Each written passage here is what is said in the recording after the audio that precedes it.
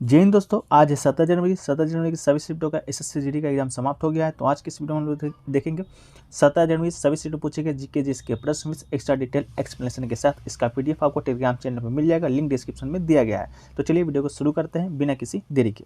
देखिए दोस्तों, आज का जो हमारा पहला प्रश्न है वह है कि 1290 से 1320, ठीक है, 1320 तक किस वंश का शासनकाल था, ये प्रश्न आपसे पूछा गया था।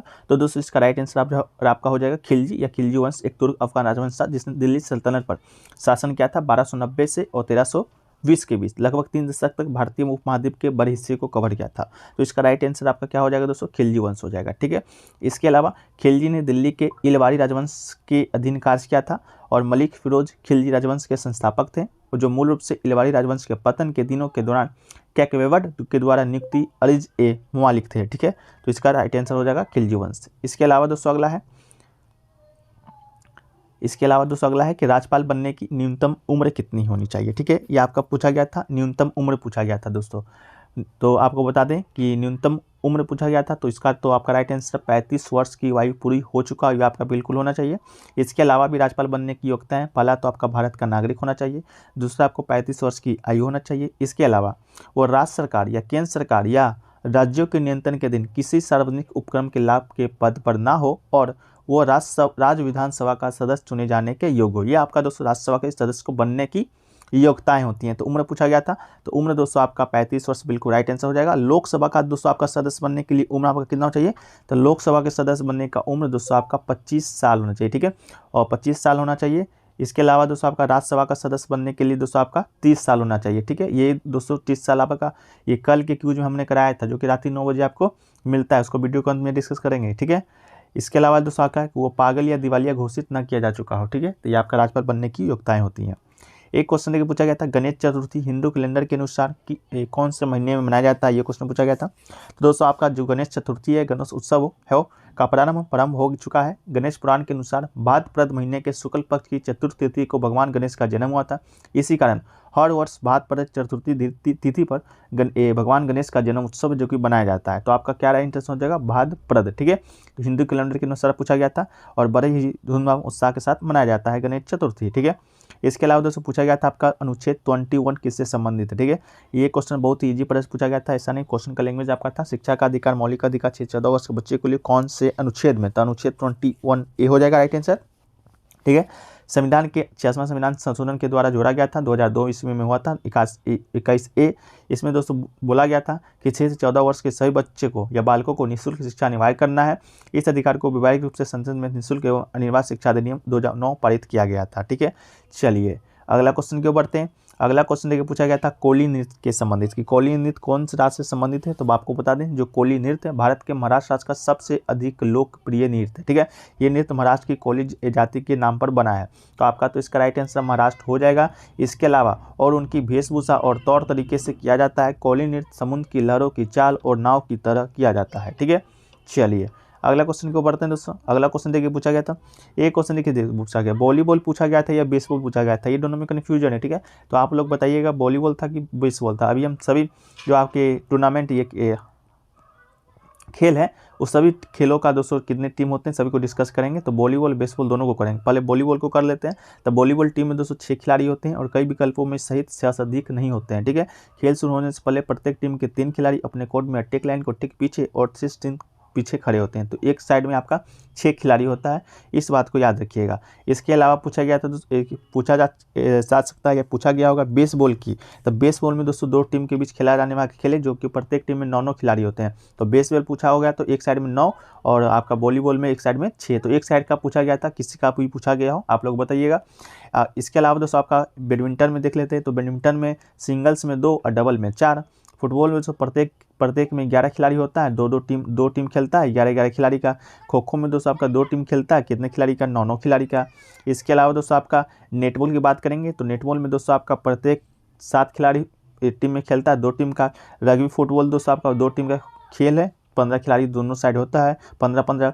एक टेबल टेनिस है जो कि 4 दोस्तों डबल्स में 2 सिंगल्स में होता है, ठीक है। एक वाटर पोलो खेल है दोस्तों जो कि 2 टीम खेलता है, 7-7 खिलाड़ी होते हैं। तो सभी को दोस्तों आप डिस्कस एक बार माइंड में रखिएगा एग्जाम देने जाने से पहले, ठीक है। आपको बता दें इसका जो पीडीएफ है आप कैसे प्राप्त कर सकते हैं। तो पीडीएफ टेलीग्राम चैनल ज्वाइन करना होगा, लिंक डिस्क्रिप्शन में दिया रहेगा। तो आपको जाके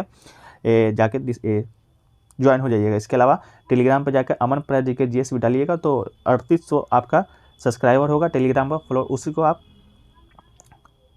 कर लीजिएगा। एक क्वेश्चन था, विश्व में हरित क्रांति के नायक कौन है? हरित क्रांति के जनक पूछा गया था पूरे विश्व में, तो नॉर्मन ब्लॉक हरित क्रांति के प्रवर्तक माने जाते हैं। ये क्वेश्चन तो कल हमने 3 से 4 बार डिस्कस किया था दोनों शिफ्टों में।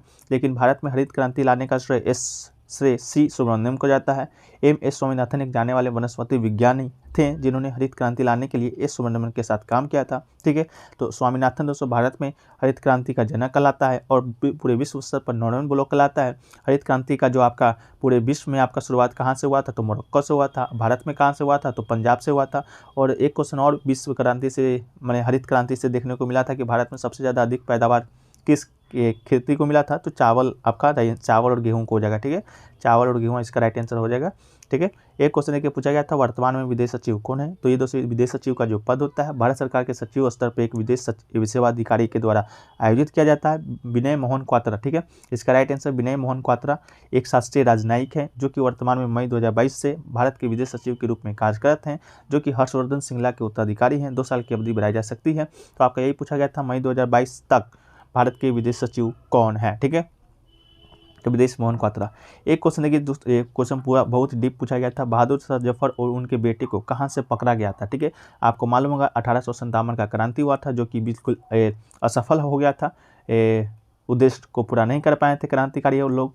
तो उसमें जो आपको बहादुर शाह जफर था मुगल सम्राट था, तो इसका जो पूरे नेतृत्व क्रांति का आपका बहादुर शाह जफर ही कर रहा था। लेकिन लास्ट में जब आपका ये क्रांति असफल हुआ तो दोस्तों सभी लोग पकड़ाते गए और सभी लोग को सजा मिलते गया। तो उसी क्रम में बहादुर शाह जफर और उनके बेटे भी पकड़ाए थे। तो ये क्वेश्चन पूछा गया था कहाँ से पकड़ाए थे। ठीक है, तो दोस्तों आपको बता देते हैं कि जब 1857 में अंग्रेजों का दिल्ली पर कब्जा हुआ था तो कैप्टन विलियम हॉटसन करीब 100 सैनिकों के साथ बहादुर शाह जफर को पकड़ने शहर से बाहर निकले थे। ठीक है, शहर से बाहर निकले थे, तो ये भी पूछा जा सकता है कि कौन पकड़ा था? तो कैप्टन विलियम हॉटसन। ठीक है, अब ये पूछा गया था कहाँ से पकड़ा गया था, तो आपको बता दें कि 20 सितंबर को अंग्रेजों की खुफिया सूत्रों से खबर मिली थी कि जफर पुराना किला छोड़कर हुमायूं के मकबरे में पहुंच गए हैं। तो हुमायूं का मकबरा से दोस्तों आपका बहादुर शाह जफर उनके बेटे दोनों पकड़ाए गए थे। तो हुमायूं का मकबरा बिल्कुल राइट आंसर हो जाएगा।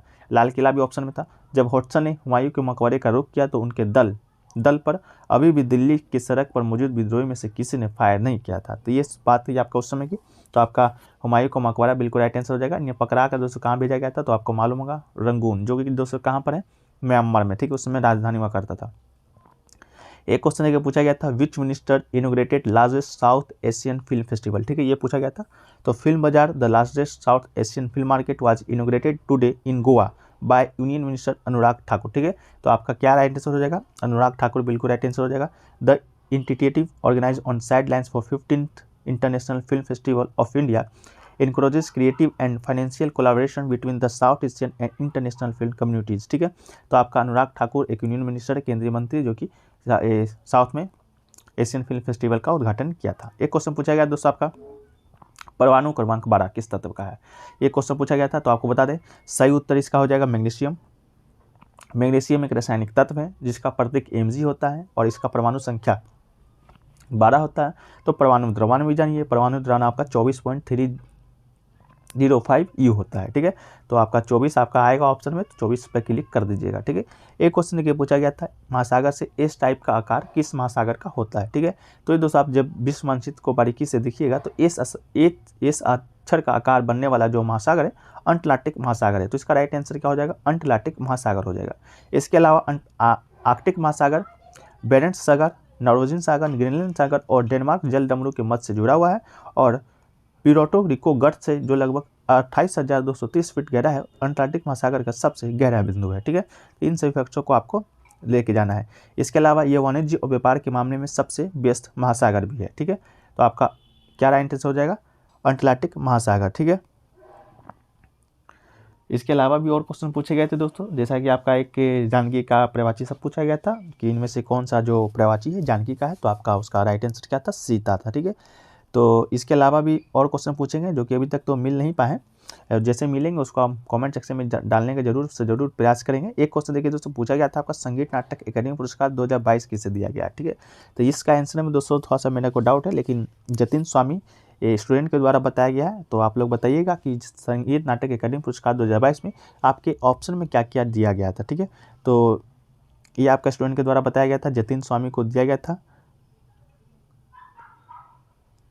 रहा है वो पूछा गया था लावनी जो नृत्य है वो लोक नृत्य है वो किस राज्य का है, ठीक है।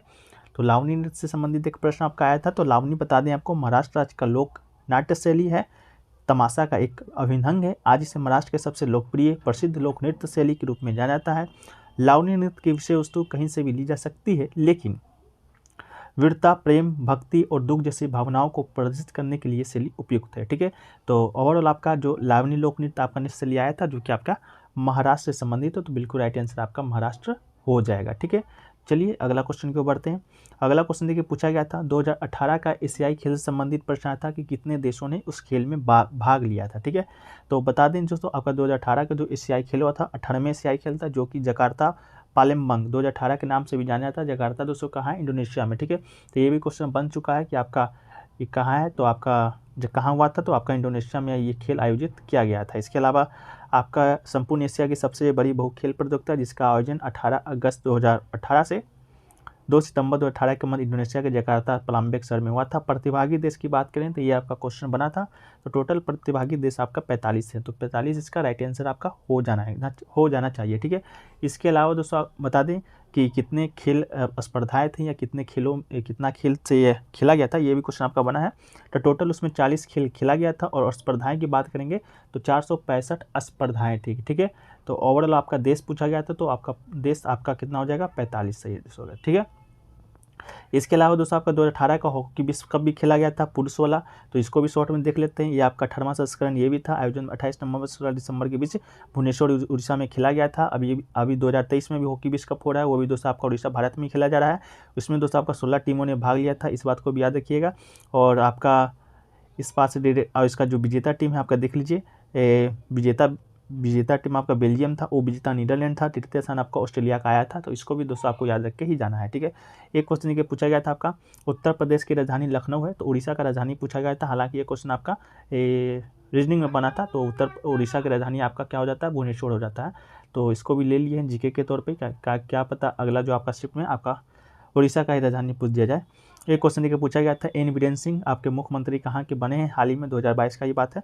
तो एन बीरेन सिंह दूसरी बार मणिपुर के मुख्यमंत्री बने हैं। मणिपुर के सोमवार को उनके इम्फाल में सीएम पद की शपथ ली थी। बता दें कि एन बीरेन सिंह को सर्वसम्मति से 32 विधायक के साथ बीजेपी दल का नेता चुना गया था, ठीक है। तो मणिपुर के मुख्यमंत्री बने हैं। मणिपुर की बात करें तो मणिपुर का दोस्तों आपका शास्त्रीय नृत्य है मणिपुरी, जो कि शायद आज के सेकंड थर्ड शिफ्ट में भी देखने को मिला था, ठीक है। तो ये दोस्तों आपका हो जाएगा मणिपुर का राइट आंसर, ठीक है, एन बीरेन सिंह। इसके अलावा दोस्तों और भी जो मुख्यमंत्री बने हैं, जैसे आपके पंजाब के मुख्यमंत्री नए बने हैं वो आपके भगवत मान बने हैं। इसके अलावा महाराष्ट्र के बने हैं, महाराष्ट्र के शिवसेना के बने हैं एक नाथ शिंदे। इसके अलावा बिहार के मुख्यमंत्री 8वीं बार बने हैं ये आपके नीतीश कुमार। इसके अलावा दोस्तों और भी जैसे आप कर्नाटक का भी आया था विश्वराज मुंबई कहाँ के बने हैं, तो ये आपके कर्नाटक के मुख्यमंत्री बने हैं। तो इन सभी मुख्यमंत्री जो कि आपके बने हैं 2022 में, उन सभी को आपको याद रख के ही जाना है, और खासकर राज्यपाल से संबंधित भी, ठीक है। एक क्वेश्चन देखिए पूछा गया था CRR का फुल फॉर्म शायद आपसे पूछा गया था। तो CRR का फुल फॉर्म दोस्तों आपको बता दें केस रिजर्व रेशियो इसका फुल फॉर्म होता है। बैंक के कुल डिपॉजिट का प्रतिशत है जिसके लिक्विड किस के रूप में बनाए रखने की आवश्यकता होती है, ठीक है। तो आपका CRR का फुल फॉर्म पूछा गया था। GDP का फुल फॉर्म दोस्तों आपका क्या होता है, ग्रोस डोमेस्टिक प्रोडक्ट आपका GDP का फुल फॉर्म होता है। लागू भारत में हुआ था 1 जुलाई 2017 ईस्वी को, ठीक है। चलिए एक क्वेश्चन देखिए पूछा गया था सबसे पुराना वेद से संबंधित कोई प्रश्न पूछा गया था। सबसे पुराना वेद कौन सा है, तो आपको बता दें दोस्तों सबसे पुराना जो वेद है प्रथम वेद और प्राचीन वेद है, जो कि मंत्रों की संख्या 1062 है, मंडों की संख्या 10 है, सूक्तों की संख्या 1028 है। ये कौन सा वेद है, तो ऋग वेद है, ठीक है। तो आपका ऋग वेद राइट आंसर हो जाएगा। इस वेद के सभी मंत्रों के अक्षरों की कुल संख्या करेंगे तो 4,32,000 है, ठीक है। इसके अलावा ऋग्वेद सबसे पुराना वेद है, इसका मूल विषय ज्ञान है। इसके अलावा अभी 4 वेद आपके आते हैं, आप लोग को मालूम होगा। पहला सामवेद को शॉर्ट में देख लेते हैं। दोनों मंत्रों के वेद के रूप में जाना जाता है, मंत्रों के वेद में के रूप में जाना जाता है। 1200 से 800 ईसा पूर्व का इस वेद का संबंध लोक पूजा से है, इसको भी याद रखिएगा। अगला जो है आपका यजुर्वेद है। यजुर्वेद का पूजा ज्ञान का अर्थ है यजुर्वेद। 1100 से 20 ईसा पूर्व का रचना माना जाता है। इसके अलावा सामवेद के अनुरूप यह अनुष्ठान अपवन मंत्रों का संकलन करता है। ये मंत्र पुजारी द्वारा ऐसे व्यक्ति के साथ पेश किए जाते हैं जो कि एक अनुष्ठान करता है, ठीक है। इसके अलावा दोस्तों आपका अर्थवेद आ जाता है। अर्थवेद एक प्राचीन वेद है, ठीक है, जो कि 10,000 से 800 ईसा पूर्व तक रचना में इसका माना जाता है। इस वेद में जीवन की दैनिक प्रक्रियाओं का बहुत अच्छी तरह से वर्णन किया गया है। तो ये चारों वेद दोस्तों आपका महत्वपूर्ण है, ठीक है। इसके अलावा दोस्तों पूछा गया था आपका भारत के संविधान का कौन सा अनुच्छेद है जो कि राज्यपाल की क्षमादान की शक्ति से संबंधित है। तो दोस्तों आपको बता दें भारतीय संविधान का अनुच्छेद 161 राज्यपाल की क्षमादान की शक्ति से संबंधित है, ठीक है। तो आपका आर्टिकल 161 बिल्कुल राइट आंसर हो जाएगा। राज्यपाल दोस्तों आपको मालूम होगा राज्य का कार्यकारी प्रमुख होता है और केंद्र का कार्यकारी प्रमुख दोस्तों आपका कौन होता है, तो आपके राष्ट्रपति होते हैं। जिस प्रकार आपके केंद्र स्तर पर राष्ट्रपति होते हैं उसी आपके राज्य के स्तर पर आपके राज्यपाल होते हैं, ठीक है। राज्यपाल को क्षमा प्रदान करने और कुछ मामलों में सजा को निलंबित करने, हटाने या कम करने का आदेश शक्ति प्राप्त है। इसके अलावा राज्यपाल के पास कोर्ट मार्शल द्वारा दोषी को दी गई सजा माफ न करने की शक्ति नहीं है, ठीक है। एक बात याद है कि जो कोर्ट मार्शल के द्वारा दोषी होता है उनको सजा देने का शक्ति मतलब उनको सजा कम करने का शक्ति उनके पास नहीं है, ठीक है। यह अनुच्छेद 161 आपका बिल्कुल राइट आंसर हो जाएगा। इसके अलावा राष्ट्रपति का कौन सा क्षमतान की शक्ति, तो उसको आप लोग कॉमेंट सेक्शन में जरूर बताइएगा। एक क्वेश्चन देखिए पूछा गया था आंध्र प्रदेश का लोक नृत्य से कोई संबंधित प्रश्न आपसे पूछा गया था, ठीक है। तो आंध्र प्रदेश का पूछा गया था कौन सा नृत्य है, तो आंध्र प्रदेश कोल्लट्टम दोस्तों आंध्र प्रदेश का एक लोक नृत्य है। इसके अलावा इस नृत्य का जो विषय है भगवान शिव की 2 पत्नियां गंगा और देवी पार्वती की विचलाय पर आधारित है। नृत्य शैली 7वीं शताब्दी में उभरी हुई थी। इसके अलावा कुचिपुड़ी भी एक नृत्य है जो कि आपका आंध्र प्रदेश का शास्त्रीय नृत्य है। इसके अलावा सतरिया जो नृत्य है दोस्तों असम का शास्त्रीय नृत्य है। इसके अलावा गरबा गुजरात का लोक नृत्य है। तो लोक नृत्य और शास्त्रीय नृत्य दोनों अलग अलग होता है। लोक नृत्य दोस्तों आपका उस राज्य का लोक नृत्य होता है। शास्त्रीय नृत्य दोस्तों आपका 8 प्रकार के शास्त्रीय नृत्य है जो कि भारत में अभी वर्तमान में है। पहला तो कुचिपुड़ी है, हालांकि अब 9 हो गया है। कुचिपुड़ी आपका है आंध्र प्रदेश का, सतरिया आपका असम का है, तो आपका मणिपुरी शास्त्रीय नृत्य मणिपुर का है। उड़ीसा का दोस्तों आपका ओडिसी है। इसके अलावा भरतनाट्यम तमिलनाडु का है। और दोस्तों केरल से 2 नृत्य है मोहिनीअट्टम और कथकली। इसके बाद कथक एक है जो कि उत्तर भारत का है, जो कि हालांकि यूपी में गिना जाता है, तो हम लोग इसको उत्तर भारत में रखते हैं, ठीक है। तो यह एक छऊ जो नृत्य दोस्तों आपका हाल ही में जोड़ा गया है, ठीक है। तो ये अभी तक प्रश्न एक बार भी नहीं बना है, हालांकि प्रश्न बाद में बनेंगे। छऊ जो नृत्य मणिपुर का है, तो उसको भी दोस्तों शास्त्रीय नृत्य का दर्जा मिल गया है, ठीक है। शास्त्रीय नृत्य का दर्जा उस नृत्य को मिलता है दोस्तों जो कि लुप्त प्राय है, जो कि लुप्त होने वाला था, उसी को शास्त्रीय नृत्य का दर्जा मिलता है। तो इस बात को भी आप याद रखिएगा। शास्त्रीय नृत्य लोक नृत्य में ये आपका डिफरेंस है, ठीक है। इसके अलावा दोस्तों एक क्वेश्चन आपका रजिया सुल्तान से कोई क्वेश्चन आपका बना था। तो रजिया सुल्तान से क्वेश्चन तो पूरा कन्फर्म स्टूडेंट बता नहीं पाए, लेकिन इस प्रकार का कोई प्रश्न आपके बता रहे थे तो उसको भी देख लेते हैं। इसके अलावा देखिए रजिया सुल्तान के प्रेमी से संबंधित कोई प्रश्न बना था। तो रजिया सुल्तान के प्रेमी याकूत को मारकर इस किले में उसके गवर्नर अल्तुनिया ने कैद कर लिया था। बता दें कि याकूत रजिया सुल्तान का गुलाम था जो रजिया सुल्तान को घोड़े की सवारी कराता था। रजिया पुरुषों की तरह कपड़े पहनती थी और खुले दरबार में बैठती थी। तो इसके प्रेमी से कोई संबंधित आपका प्रश्न है जो कि बना था। हालांकि प्रश्न क्या बने हैं इसको आप लोग कमेंट सेक्शन में जरूर बताने का प्रयास कीजिएगा कि 49वां चीफ जस्टिस ऑफ इंडिया कौन थे, ठीक है। तो 49th chief justice of India दोस्तों आपका यू ललित आपके थे, ठीक है। देश के नए मुख्य न्यायाधीश यू ललित ने आपका 49th चीफ जस्टिस हैं, लेकिन अभी वर्तमान में दोस्तों आपके चीफ जस्टिस हैं जो कि आपके बने हैं 15, मतलब कि 15 नंबर के आपके चीफ जस्टिस बने हैं। कौन बने हैं, तो जस्टिस DY चंद्रचूड़, ठीक है। तो अभी वर्तमान में आपके यही है DY चंद्रचूड़ हैं, जो कि राष्ट्रपति द्रौपदी मुर्मू ने मुख्य न्यायाधीश के शपथ दिलाया था। तो आपको ये भी क्वेश्चन बन सकता है कि मुख्य न्यायाधीश को शपथ कौन दिलाता है, तो राष्ट्रपति दिलाता है, ठीक है। इसके अलावा जस्टिस DY चंद्रचूड़ के पूर्व justice of India you Lalit थे जो कि आपका 49 थे, जो कि आपके एग्जाम में पूछा गया था, ठीक है। तो यू ललित आपका बिल्कुल राइट आंसर हो जाएगा। एक क्वेश्चन देखिए पूछा गया था राष्ट्रपति बनने की न्यूनतम उम्र कितनी होनी चाहिए। सुबह किसी पूछा गया था दोस्तों आपका राज्यसभा के सदस्य नहीं क्या तो पूछा गया था, चलिए ये पूछा गया था, तो आपका इसका राइट आंसर आपका हो जाएगा 35। राज्यपाल बनने का न्यूनतम उम्र पूछा गया था आपका सुबह के शिफ्ट में, तो एक राष्ट्रपति का 35, उपराष्ट्रपति का भी दोस्तों आपका 35 होता है। इसके अलावा राज्यसभा का जो सदस्य बनने का उम्र है दोस्तों न्यूनतम आपका 30 है और लोकसभा का न्यूनतम उम्र आपका 25 है। इसके अलावा दोस्तों आपका राष्ट्रपति पद हेतु निर्वाचन की उम्र सीमा आपका 35 साल बिल्कुल राइट आंसर हो जाएगा। इसके अलावा भारत का नागरिक होना चाहिए, किसी भी सरकारी पद पर आपका नहीं होना चाहिए, यह आपका राष्ट्रपति बनने का न्यूनतम उम्र होता है। एक क्वेश्चन देखिए पूछा गया था मौलिक अधिकार किस देश के संविधान से लिया गया है। मौलिक अधिकार के बारे में दोस्तों आपको हमने सेकंड शिफ्ट में ही वीडियो में बताया था, ठीक है। सेकंड शिफ्ट के वीडियो में बताया था मौलिक अधिकार से संबंधित सारे फैक्ट्स को बताया था। उसमें बताया था कि जो मौलिक अधिकार है कहाँ से लिया गया, तो संयुक्त राज्य अमेरिका के संविधान से लिया गया है। ठीक है, तो आपका बिल्कुल राइट आंसर हो जाएगा संयुक्त राज्य अमेरिका। इसके अलावा मौलिक अधिकार आपसे 12 से 35 अनुच्छेद में वर्णित है। भाग पूछेगा दोस्तों तो भाग 3 हो जाएगा। इसके अलावा आपका क्या मौलिक अधिकार वर्तमान में कितने हैं, तो 6 हैं। मूल संविधान में 7 है। संपत्ति के अधिकार को हटाकर विधिक अधिकार बना दिया गया है। इसके अलावा दोस्तों आपका मौलिक कर्तव्य की बात करेंगे तो मौलिक कर्तव्य आपका रूस के संविधान से लिया गया है। ऑप्शन में यूएसएसआर भी देखने को मिल सकता है। इसके अलावा अनुच्छेद पूछेगा तो 51A में आपका मौलिक कर्तव्य है, भाग 4A है। और दोस्तों आपको क्या पूछेगा किस कब जोड़ा गया था, तो 42वां संविधान संशोधन 1976 में जोड़ा गया था। ठीक है, इसके अलावा इस समय आपका 10 जोड़ा गया था। एक और मौलिक कर्तव्य आपका 6वां संविधान संशोधन 2002 में जोड़ा गया था। तो मौलिक अधिकार और मौलिक कर्तव्य से इतने ही प्रश्न आपके बनेंगे। ठीक है, चलिए वीडियो में आगे बढ़ते हैं। अगला क्वेश्चन पूछा गया था भारत के वर्तमान में मुख्य आर्थिक सलाहकार कौन है, तो डॉक्टर वी अनंत नागेश्वरन को देश का नया मुख्य आर्थिक सलाहकार नियुक्त किया गया है। वो पूर्व में पीएम मोदी की आर्थिक सलाहकार परिषद के सदस्य भी रह चुके हैं। तो आपका राइट आंसर हो जाएगा डॉक्टर वी अनंत नागेश्वरन। ठीक है, तो बिल्कुल राइट आंसर हो जाएगा। एक क्वेश्चन देखिए पूछा गया था नौ चांदी मेला किस राज्य से संबंधित है, तो नौ चांदी मेला दोस्तों आपको बता दें कि मेला उत्तर प्रदेश के प्रसिद्ध मेलों में से एक है। नौ चांदी मेला मेरठ में प्रतिवर्ष लगता है। ये मेला मेरठ की शान है। यहाँ की ऐतिहासिक नौचांदी मेला हिंदू मुस्लिम एकता का प्रतीक है। हजरत बाले मियाँ की दरगाह एवं नौ चंडी देवी का मंदिर एक दूसरे के ही निकट है। तो आपका कौन सा राज्य हो जाएगा, उत्तर प्रदेश बिल्कुल राइट आंसर हो जाएगा। सेकंड सी में पूछा गया था उत्तर प्रदेश में कौन सा आपका त्यौहार उत्तर प्रदेश संबंधित नहीं है, तो उत्तर प्रदेश संबंधित आपके आज के शिफ्टों में प्रश्न हैं जो कि देखने को मिले हैं। एक क्वेश्चन पूछा गया था मोहन बागान क्रिकेट जो फुटबॉल का स्टेडियम है उसका स्थापना किस वर्ष हुआ था। पहले के शिफ्ट में पूछा गया था मोहन बागान क्रिकेट स्टेडियम कहाँ है, तो आपके पश्चिम बंगाल बिल्कुल राइट आंसर था। लेकिन अभी पूछा गया था स्थापना कब हुआ था, तो इसका राइट आंसर 1889 ईस्वी में 15 अगस्त 1889 ईस्वी को स्थापित मोहन बागान एथलेटिक क्लब भारत और एशिया के सबसे पुराने क्लबों में से एक है। इसने 1911 में IFA शील्ड जीतने वाली पहली भारतीय टीम बनकर एक इतिहास रच दिया है। यह एक ऐसी घटना थी जो कि भारतीय राष्ट्रवाद के साथ घनिष्ठ रूप से जुड़ी हुई थी। तो आपका कितना राइट आंसर हो जाएगा, 1889 बिल्कुल राइट आंसर हो जाएगा।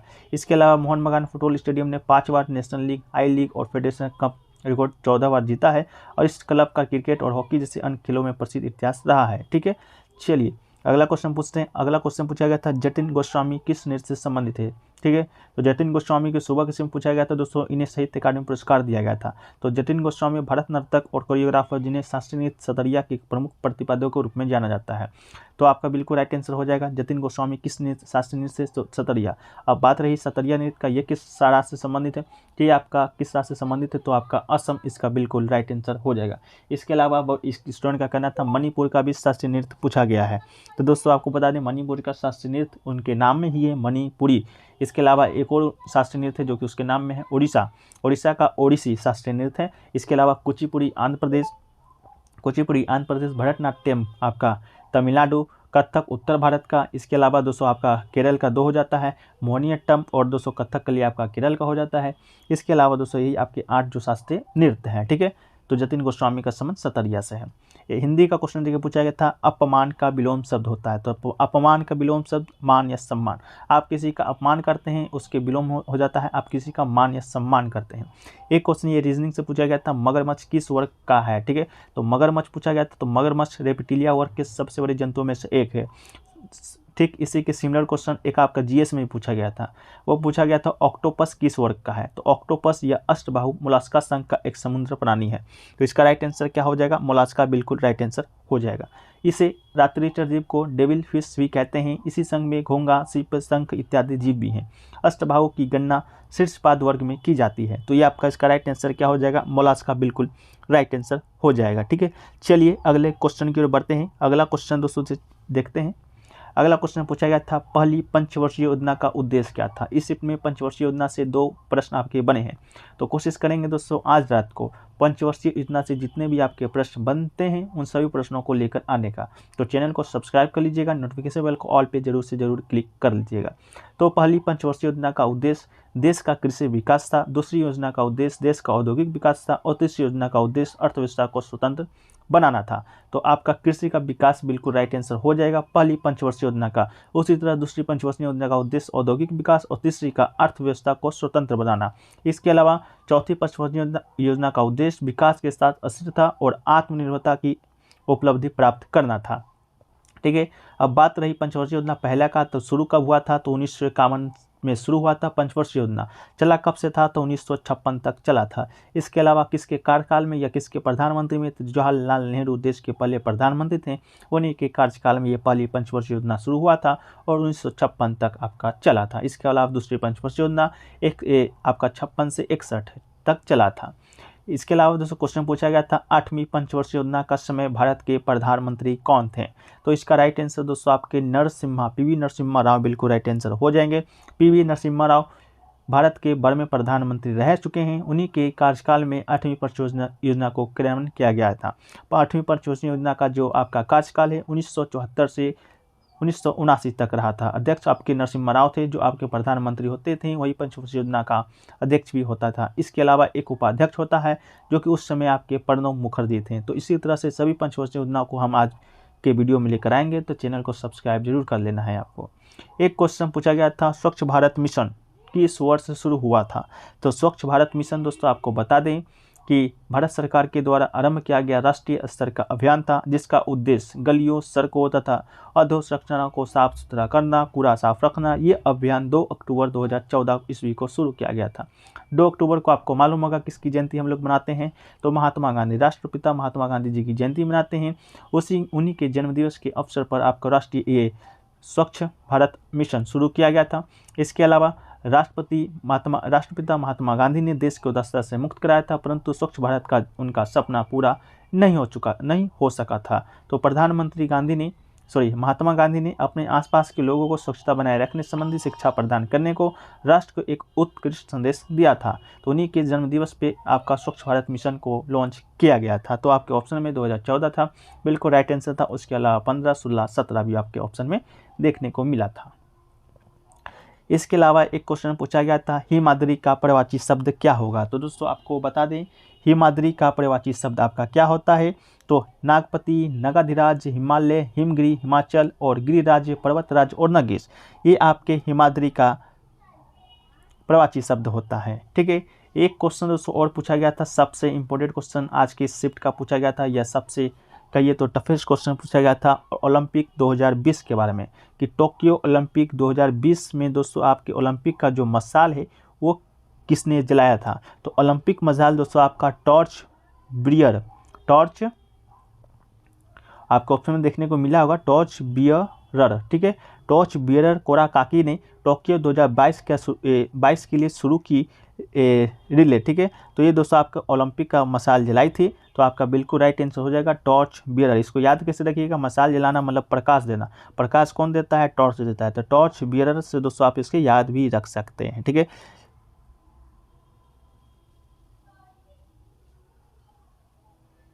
ये दोस्तों आपका पहली महिला भी बनी थी टोक्यो 2020 के ओलंपिक में मशाल जलाने वाली। ठीक है, इसके अलावा दोस्तों आपका एक क्वेश्चन आपका क्या बना था, आपका सर्वाधिक विद्युत चालकता से एक क्वेश्चन आपका बना था कि किसका है। ठीक है, सर्वाधिक विद्युत चालकता किसका है, ये आपसे पूछा गया था। ऑप्शन में आपका सिल्वर भी था, जो कि बिल्कुल राइट आंसर था। ठीक है, क्या पूछा गया था, सर्वाधिक विद्युत चालकता। ठीक है, ये क्वेश्चन पूछा गया था।